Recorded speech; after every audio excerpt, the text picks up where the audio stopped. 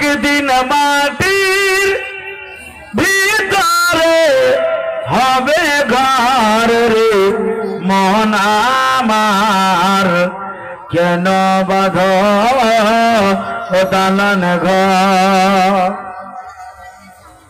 সুবহানাল্লাহ। আমার মৌলানা আনোয়ার সাহেব ওনার আম্মা জান 500 টাকা দিয়েছে, নিজের স্বামীর জন্য দিয়েছে। আমার পরম বন্ধু আনোয়ার সাহেব, নারে তাকবীর, নারে রিসালাত, ইয়া রাসূলুল্লাহ। আনোয়ার সাহেবের আম্মা জান বলেন জিন্দাবাদ। মা জননী নিজের স্বামীর নামে দান করেছে। আল্লাহ এই দানকে কবুল করে নাও, মানে মায়ের মনের স্বাদ মিটিয়ে দাও। সবে বলুন আমিন। হে ব্রাদার ইসলাম, বলতেছিলাম ওই একদিন মাটির ভিতরে হবে ঘর রে মোহন আমার কেন বাঁধ দালান ঘর। আপনারা বলেন কেন বাঁধ দালান ঘর। একদিন সবাই হয়ে যাবে পার রে মোহন আমার কেন বাঁধ প্রাণ পাখি উড়ে যাবে এ পিঞ্জরা ছেড়ে সোনা দানা পরে রবে তুমি যাবে চলে।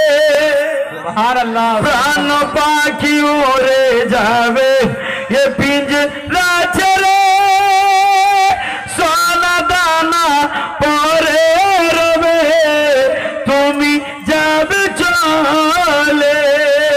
ও বলো দুবান দাব যত পিতা মাতা তারা সত।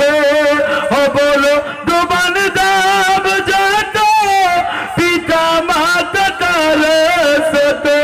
সকলে হইবে তোমার পর রে মন আমার কেন বাঁধ। সুবহানাল্লাহ। নারে তাকবীর, নারে রিসালাত, জনাব মারুফ মাস্টার সাহেব। আবাদ ওখানে নাই জলসাই নাই, জলসাই নাই।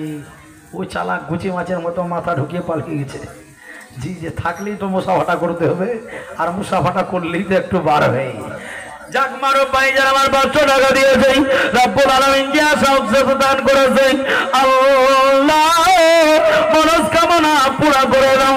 এই 500 টাকার বিনিময়ে আল্লাহ তুমি নেকিতে পরিপূর্ণ করে দাও, তার খেতে খাবারের রুজি রোজগারে বরকত দিয়ে দাও।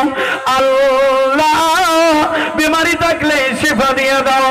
আল্লাহ গো মাকরুজ থাকলে তাকে করজ থেকে মুক্তি দান করে দাও।